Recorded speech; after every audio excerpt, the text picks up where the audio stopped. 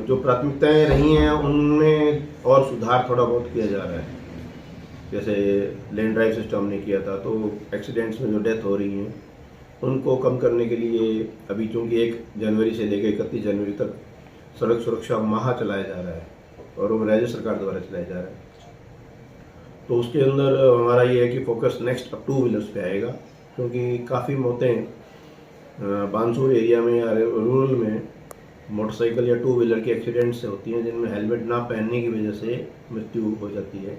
तो हमारा प्रयास रहेगा कि इसको एक अभियान के तौर पे चलाकर मोटिवेट करके लोगों को समझाइश करके इसमें उनको ये प्रेरित किया जाए कि वो हेलमेट पहने और जो पीछे बैठता है, जैसे हम पिलियन राइडर बोलते हैं, वो भी हेलमेट लगाए।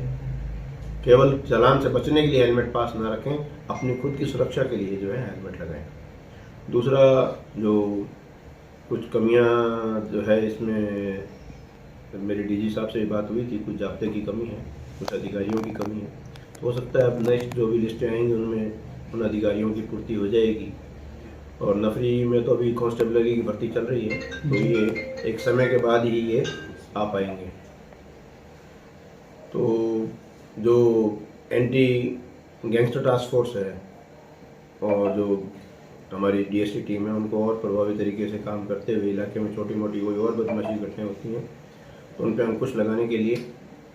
और एक प्रयास ये रहेगा कि अब जो चोरी के मामले जो हो रहे हैं, इनमें जो भी चोर पकड़े जा रहे हैं, जिस प्रकार हमने पूर्व में 4 दिन में सज़ा एक को करवाई है, इसी तरह जुडिशरी और प्रोसिक्यूशन की मदद से जितने भी इस तरह के अपराध होंगे, चाहे वो चोरी के हैं, चाहे आपके एक्सटॉर्शन के हैं, हमारा ये मानना है कि उनको जमानत का लाभ ना मिले और तुरंत उनकी जो है समरी ट्रायल होकर या एक्सपीडाइट होकर ट्रायल को, हम कहते हैं ट्रायल तो कंप्लीट ही है, क्योंकि हमारे ई साक्ष्य आजकल कोर्ट के लिए बहुत बेनिफिशियल हो गए हैं।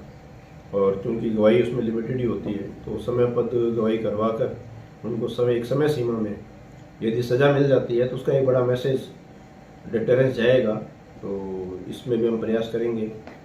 दूसरा, जो सबसे बड़ा एक हमारे पास प्रॉब्लम आ रही है, मालखाना आइटम्स थानों में भरे पड़े हैं।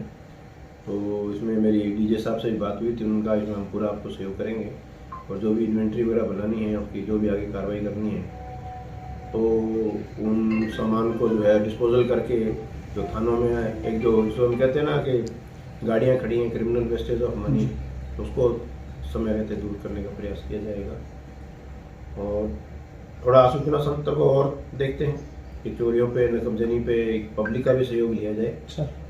मेरी पूर्व में यहाँ दिशा की मीटिंग हुई थी, उसमें जनप्रतिनिधियों से मेरी बात हुई थी। तो जब चर्चा हुई तो उन्होंने इस चीज़ को स्वीकार किया कि जिस प्रकार ठीकरी पहरा या हरियाणा में चौकीदार की व्यवस्था होती है, इस प्रकार गांव में युवा लड़कों को प्रेरित करके जो पुलिस मित्र हैं या सुरक्षा सखी हैं, तो इनको सीएलजे मेंबर्स को लेके एक गांव और मोहल्ले वाइज एक टीम तैयार की जाए, ताकि वो कुछ समय के लिए अपने इलाके की चौकसी करें, निगरानी करें।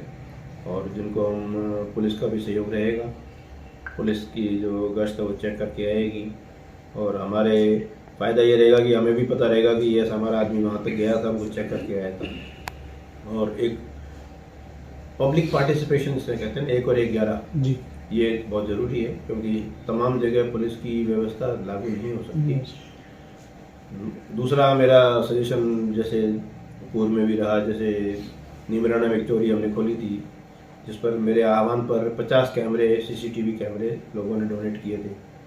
तो मेरा ये प्रयास भी रहेगा कि कुछ इम्पोर्टेंट जो कस्बे हैं या मोहल्ले हैं, वहाँ पर मौजूद व्यक्ति अपने घर के बाहर एक कैमरा हमें डोनेट करें। कम से कम अच्छा कैमरा अगर गली में लगा हुआ है तो कौन आ रहा है, कौन जा रहा है, उसकी एक रिकॉर्डिंग और पुलिस को उसमें बड़ी इमदाद मिलती है। और बदमाश आदमी के लिए भी एक डिटरेंस होता है, उसको ये पता है कि यहाँ तुम कैमरे की नज़र में हो, तो वो बदमाशी नहीं कर पाएगा, क्राइम करने से कतराएगा। और जैसा डीजी साहब ने कहा है कि पुलिस की विजिबिलिटी, तो जो पुलिस की विजिबिलिटी है वो हम चाहेंगे कि आने वाले समय में, पहले भी मैंने इस पर प्रयास किया है कि थाने की गाड़ी थाने में खड़ी ना होकर हाईवे पे खड़ी रहे, जो नियरेस्ट उसकी सड़क लगती है, तो कम से कम आने जाने वालों को वहाँ की पुलिस की प्रेजेंस दिखे। कुछ इंपॉर्टेंट पॉइंट्स पर फिक्स पिकेट्स हों, कुछ फिक्स पॉइंट्स पे जो है इवनिंग गश्त हो, जो कि हम चालू करवा रखें। और अभी रिसेंटली पुलिस लाइन में हम जो है हमारा परेड ग्राउंड तैयार करवा रहे हैं, तो आप देखेंगे ये आगे हमारे पुलिस के जवान जो है नियमित परेड भी करेंगे। वो एक डिसिप्लिन और एक आपसी सौहार्द और एक आपसी अंडरस्टैंडिंग बढ़ती है, ये भी हम एक लागू करने जा रहे हैं।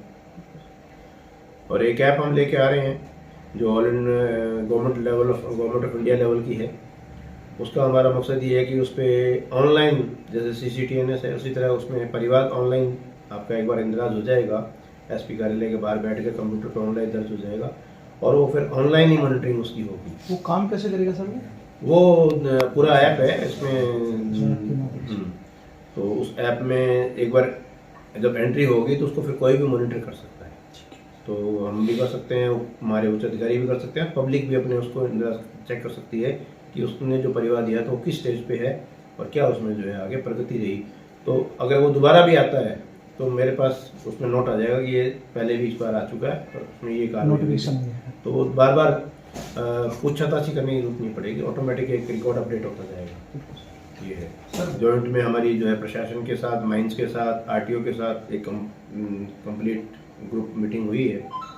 उसमें क्योंकि माइंस क्षेत्र माइंस डिपार्टमेंट के अंडर आता है, ट्रांसपोर्ट डिपार्टमेंट ट्रांसपोर्ट विभाग के अंडर आता है, तो मैंने बिल्कुल क्लियर फोर्स किया कि मैंने कहा माइनिंग डिपार्टमेंट ही कार्रवाई करे, हम सपोर्ट देने को तैयार हैं।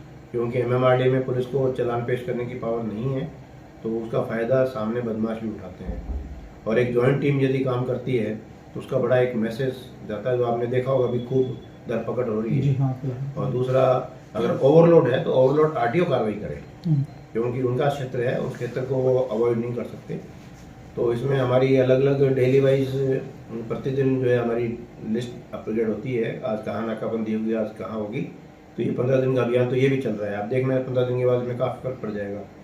रही बात ये ब्लैकमेलिंग वाली, तो ये क्या कुछ वेस्टेड इंटरेस्ट है लोगों के, तो वो मैं मानता हूँ कि ये सिस्टम के लिए गलत है, और जो जेन्युइन माइन होल्डर्स हैं उनके लिए बड़ी दुविधा का कारण है। अगर इस तरह के ट्रेंड को चेक नहीं किया गया तो आने वाले समय में यहाँ से कानून क्षेत्र जो आपका जो है वो बिल्कुल गायब हो जाएगा, बिल्कुल जो आपके एरिया का डेवलपमेंट है वो ठप हो जाएगा। इसलिए मेरा ये मानना है कि ऐसे लोगों को समय रहते चेक किया जाए, और हम तो इस मामले में कार्रवाई करने के लिए तैयार हैं। यदि कोई रिपोर्ट देता है तो बिल्कुल सुनेगा।